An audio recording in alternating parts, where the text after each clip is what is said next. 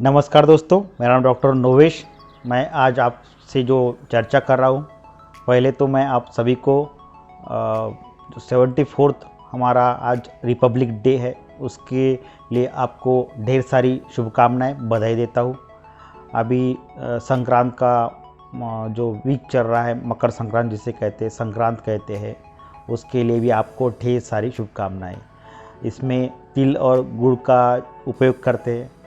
वात दोष को शमन करने के लिए इसका बहुत अच्छा उपयोग होता है, क्योंकि तिल जो शब्द है, तेल शब्द, तिल शब्द वही से आया है। तेल शब्द जो है तिल से ही आया है। तो तिल का तेल जो है हम आउटर एप्लीकेशन के लिए, मसाज के लिए यूज़ करते हैं, सभी तरफ यूज़ करते हैं। ऑल ओवर इंडिया कहेंगे हम, वर्ल्ड का तो नहीं पता मुझे, लेकिन ऑल ओवर इंडिया तिल का ही यूज़ मैक्सिमम करते हैं। जो तेल भी बनाते हैं, अलग अलग तरह के जो तेल है मसाज के लिए, जैसा कि नारायण तेल, महानारायण तेल है, या फिर कुछ धन्वंतरम तेल है, या कोट्टम चुकादी तेल है, या मुरवेन्ना है। इस तरह के जो भी ऑयल अलग अलग जो वैद्यगण है वो यूज़ करते हैं, तो उसका जो बेस रहता है वो तिल का तेल ही रहता है। या किसी भी तेल का जो बेस रहेगा आउटर एप्लीकेशन के लिए, वो तिल का तेल ही रहेगा। वो ये फर्स्ट बात आप सबको पता रहनी चाहिए। और जो तिल और गुड़ खाने का जो मीनिंग इसमें आया है, या फिर ये हमारे कई सालों से, सैकड़ों सालों से चलते आ रहा है कि तिल और गुड़ का उपयोग करना है। एक दूसरे को हम अपने घर में बुलाते हैं, उनका जो सत्कार करते हैं, आदर सत्कार करते हैं, और उनको फिर तिल गुड़ का एक स्वीट हम उनको देते हैं खाने के लिए। तो ये सभी तरफ जो कुछ राज्य है उसमें ये चलते रहता है मकर संक्रांत का। तो ये मकर संक्रांत के बारे में और तिल गुड़ के बारे में मैंने बता दिया है। तो इसका अलग से वीडियो भी मैंने अपलोड किया है, तो वो भी आप इसको अलग से देख सकते हैं। लेकिन हम आज जो टॉपिक शेयर कर रहे हैं, ये गर्दन के दर्द के बारे में हम टॉपिक शेयर कर रहे हैं। मैंने पहले भी इसी डिसीज़ के ऊपर वीडियो अपलोड किया था, लेकिन मुझे कुछ अभी जैसे जैसे दिन बीतते जाते हैं, तो वो और फिर हमारा जो सोचने का तरीका है डिसीज़ के लिए, या फिर दवाई देने का तरीका, या फिर मरीज़ ठीक करने का तरीका, वो और उसमें इम्प्रूवमेंट पाया जाता है। जैसा मेरा 1 साल पहले का जो टेक्निक्स मैंने यूज़ की है, उसके और भी कुछ एडिशनल उसमें होते रहते हैं, एडिशनल वर्क जो है वो होते रहते हैं।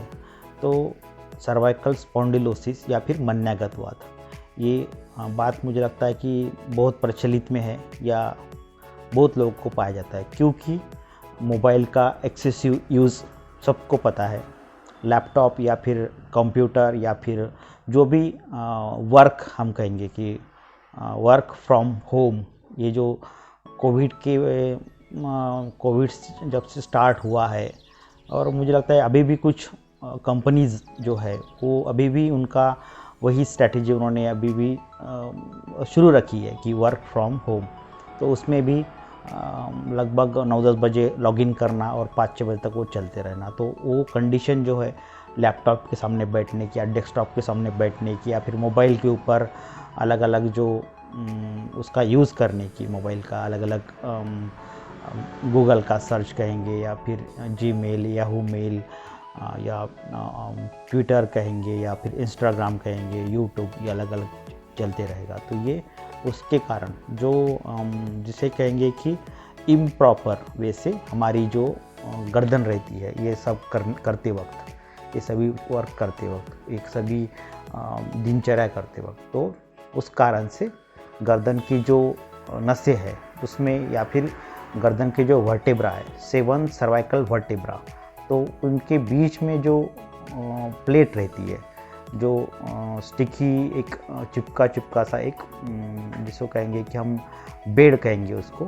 जो उसके वाइब्रेशन को जिस तरह से गाड़ी में सस्पेंशन रहता है, उसी तरह से ये इंटरवर्टेब्रल डिस्क रहती है हमारे 2 वर्टेब्रा के बीच में, जो कुशन का वर्क करती है। तो इसका भी कहीं ना कहीं तो भी सरक जाना, एक तो ये जिसे कहेंगे कि लैटरल साइड में जाना या फिर पोस्टीरियर साइड में या फिर एंटीरियर साइड में, इस तरह से इसका सरक जाना डिस्क का, तो ये भी होता है। और भी बहुत सारे इसमें घटक है, तो हम कुछ ही घटकों का इसमें वर्णन कर पाएंगे, क्योंकि बहुत ज़्यादा लंबा वीडियो होना भी थोड़ा बहुत सुनने वालों के लिए गड़बड़ हो जाता है।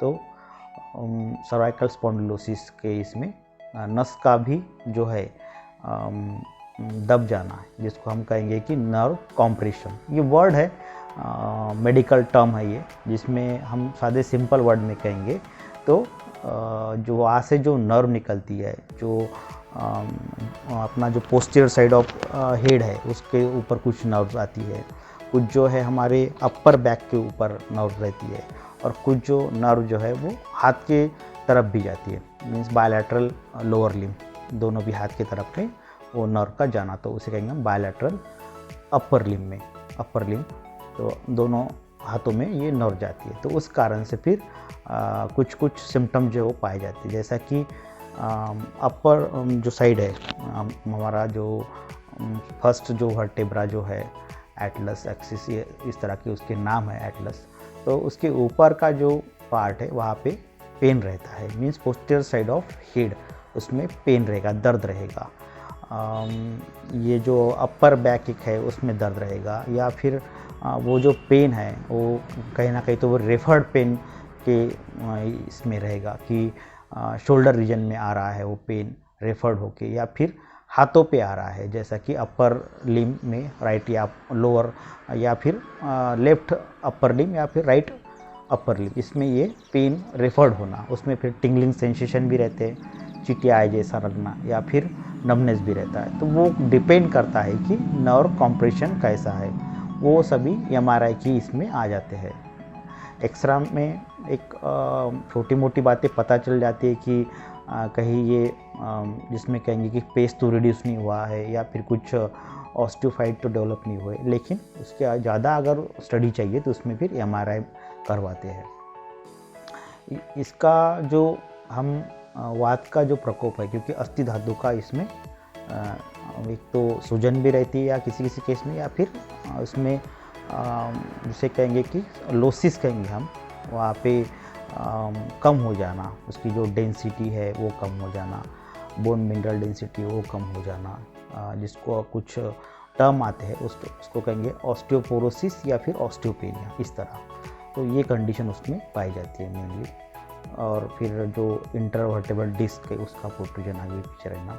तो हम इसमें थोड़ा अभी ट्रीटमेंट में जाएंगे कि क्या हम ट्रीटमेंट इसमें रिकमेंड करते हैं पेशेंट की इसमें। तो आपको सबको ये पता रहना चाहिए कि ये जो डिसीज़ है ये हमारा लाइफस्टाइल डिसीज़ है, लाइफस्टाइल के कारण डिसीज़ निर्माण हुआ है, कि हम कहीं ना कहीं तो भी हमारा जो पोस्चर चाहिए, कुछ पढ़ रहे हैं या कुछ हम वर्क कर रहे हैं, तो उसके लिए एक पोस्चर चाहिए, वो नॉर्मल रहना चाहिए पोस्चर, ऐसा नहीं कि एबनॉर्मल पोस्चर नहीं चाहिए। हम अगर सही ढंग से उसको वर्क को करते हैं तो ये तकलीफ नहीं होगी, लेकिन कुछ अगर इसमें पोस्चर अगर चेंज हो गया तो फिर ये तकलीफ या फिर त्रासदायक आपको हो सकता है। तो उस कारण से मैं आपको बता रहा हूँ कि आपका पोस्चर सही रखना सही रहेगा। मीन्स हमारे आयुर्वेद में एक वर्ड है निदानम परिवर्जनम। तो सबसे पहले जो हेतु है, जो रीज़न है, उसके कारण से ये आपका सर्वाइकल स्पॉन्डिलोसिस बना हुआ है या बन रहा है या फिर इसको प्रोग्रेशन हो रहा है, तो उसका हेतु जो है आपको साइड में रखना चाहिए। बहुत बार हम जो है नेक के लिए एक कैप आती है जिसको गर्दन के जो सराउंडिंग है उसको लगाते हैं, तो वो भी यूज़ करना सही रहता है, ताकि उसको स्टेबिलिटी मिले, उसको कहीं ना कहीं स्ट्रेंथ मिले, क्योंकि वहाँ से वो ज़्यादातर फिर आपका जो गर्दन का जो हिस्सा है उसको ज़्यादा बेंड नहीं होने देता है, तो उस कारण से वो स्टेबिलिटी मिलती है, तो वो भी यूज़ कर सकते हैं। इसमें एक थेरेपी है नस्य करके, ये बहुत लोग को शायद नहीं पता होगा, लेकिन नस्य ये पंचकर्म का एक प्रोसीजर है, 5 पंचकर्म में, इसका अलग से वीडियोज़ है, वो आप थोड़ा देख लीजिए। तो नस्य में नाक में बूंद डालते हैं, तो बूंद जो है वो क्षीरबला एक आवर्ती वाला इसका तेल आता है, उसके हम बूंद इसमें रिकमेंड करते हैं क्षीरबला के। तो नाक में 4-4 बूंद हम रिकमेंड करते हैं। उसका एक पोजीशन रहता है, तो आप थोड़ा देख लीजिए नस्से का पोजीशन, उस तरह से नस्से करवाते हैं। और कुछ दवाइयाँ है जो स्वेलिंग कम करने के लिए भी हम यूज़ करते हैं। गुग्गुल जैसी दवाई है, इसमें जो गुग्गुल है वो हम यूज़ करते हैं, तो वो कंटिन्यू 3 से 4 महीने हम चलाते हैं। कुछ इसमें जो है कैल्शियम की प्रिपरेशन जैसा है, गोदंती है, शंख है, ये कुकुटांडत्वक है, तो ये भी इसको हम हमारे जो हम दवाई बना के देते हैं उसमें हम ऐड करते हैं। तो अलग अलग तरह की दवाइयाँ है जो इसमें हम यूज़ करवाते हैं। कुछ इसमें अगर झीज जिसे कहेंगे या फिर घिसाव जिसे कहेंगे, तो ये कंडीशन जो बनती है उसमें हम जिसे कहेंगे कि ये आने के लिए, अच्छा होने के लिए इसको, या फिर ऑस्टियोपेनिया, ऑस्टियोपोरोसिस अच्छा रहने के लिए भी अलग अलग तरह की दवाइयाँ इसमें यूज़ रिकमेंड करते हैं। पंचतिक्त घृत का भी इसमें यूज़ हम करवाते हैं। एक अग्निकर्मा है, ये थोड़ा टॉपिक आपको अलग से मैं बताऊंगा। ये अग्निकर्मा भी इसमें अच्छा रोल है। जो गर्दन के इसमें जो वर्टेब्रा है वहाँ पे हम अग्निकर्मा भी करवाते हैं। तो ये अलग अलग ट्रीटमेंट है जो अलग अलग तरह के जो डॉक्टर से यूज़ करवाते हैं। कुछ मन्या बस्ती है, मन्या के वहाँ पे एक आटा लगा के उसमें तेल को रखना या आधा पौन घंटे के लिए, ये भी करवाते हैं। तो ये अलग अलग चीज़ें हैं जो मन्यागतवात के लिए या फिर सर्वाइकल स्पॉन्डिलोसिस के लिए यूज़ करवाते हैं। तो आप इसको नज़रअंदाज ना करिए, इसका आप जिसे कहेंगे कि तुरंत डायग्नोस करा के आप इसकी ट्रीटमेंट ज़रूर करवाइए, ताकि आपका ये पेन जो है या फिर आपका गर्दन का दर्द और गर्दन की जो कंडीशन बनी हुई है वो आप सबसाइड हो जाए और अच्छा हो जाए। आपको अगर ये वीडियो अच्छा लगा, इन्फॉर्मेटिव लगा, तो आप इसको ज़रूर अपने दोस्त लोगों में शेयर करिए। आप लोग बहुत बार वीडियोस तो देख लेते लेकिन लाइक करना भूल जाते, तो लाइक अवश्य करिए। और आपको अगर सही में आयुर्वेद का नॉलेज चाहिए, जेन्युइन नॉलेज चाहिए, प्रैक्टिकल नॉलेज चाहिए, तो आप इससे चैनल को सब्सक्राइब करिए, ताकि मुझे मोटिवेशन मिले और मैं आपके लिए नई नई चीज़ें हैं, नई नई बातें हैं, मैं आपको बता सकूं और आपको आयुर्वेद का सही नॉलेज मैं दे पाऊँ। धन्यवाद। जय हिंद, जय आयुर्वेद।